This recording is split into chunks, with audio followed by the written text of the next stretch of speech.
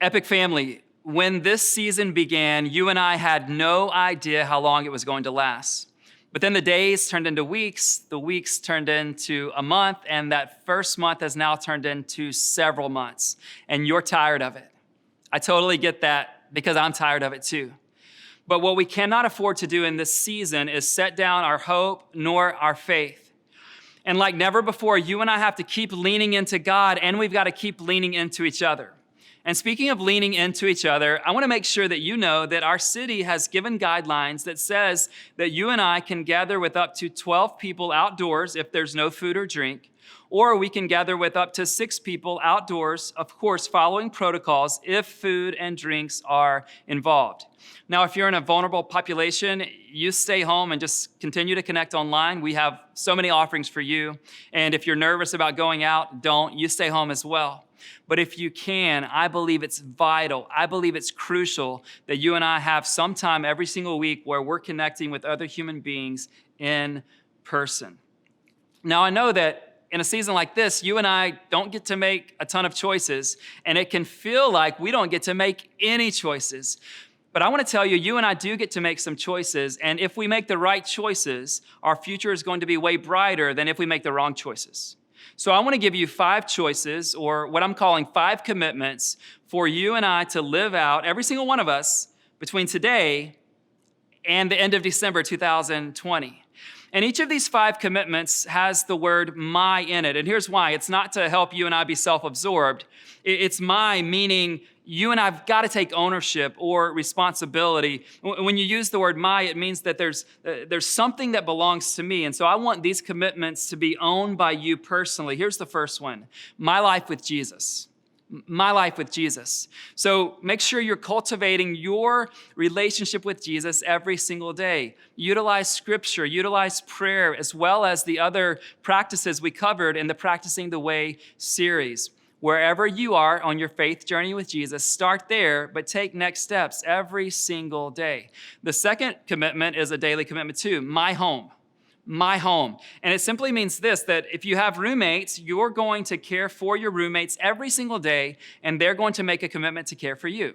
If you're married, your spouse and you are going to make sure that you're caring for each other every single day. And if you have children, I don't know if the kids will reciprocate your caring, but you and I as parents, we must be caring for our children. Now, if you live alone, don't let that make you think that you've got to stay isolated. Find 2 or 3 or 4 friends who perhaps also live alone, and make sure that you're connecting with them every single day, providing care and then providing care to you as if you actually live together, even if you do live alone. The third commitment, I think, is the most important commitment of all 5 because it leads to all the other 4, and it's this one, my small group. My small group. Every single one of us, if we care about our spiritual health, our mental health, our emotional health, and our relational health, we will make a commitment to show up with our small group every single week without fail. So go ahead and calendar that day of the week, the time that your group meets, and protect it at all costs. These groups are going to provide connection, growth, and care, and we all need those 3 things in this season. So sign up for one of our 50 groups here at Epic and show up. When you're tired, show up anyway. When you are tempted to move towards isolation, show up anyway. And whenever you are busy, because I know that will be every week, I want you to show up anyway. Commitment 4, my church. Play your part in the larger Epic community. Pray for your church. Join us Wednesdays at 8 a.m. for our collective prayer time. Serve on one of our teams here at Epic. Join the Care Calls team. We are calling upwards of 1,000 people every single month to make sure that they are being cared for. And I want to encourage you, if you're able to, give to the mission of Epic Church.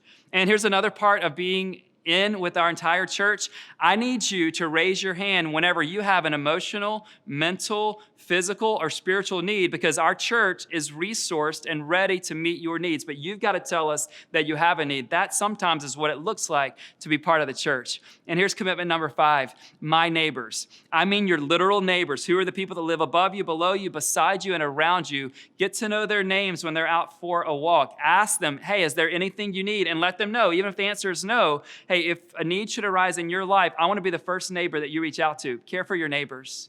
And I also mean our neighbors in the city. So when we think about how we love our neighbors collectively as Epic Church, we have a number of local partners, and we're serving those partners in this season, maybe like never before.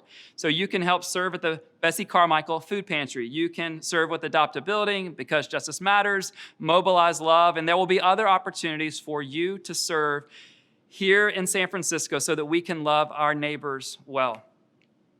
Epic, I do not know what the future holds, but I'm fully committed to it. I have this deep sense that God is going to bring a more glorious future even than our past 10 years here in San Francisco. And while I don't know the future, I believe an abundant future is waiting for those of us who will lean in and make these 5 commitments this year. I love you. I'm not going anywhere. I'm in this with you, and we are going to make it through.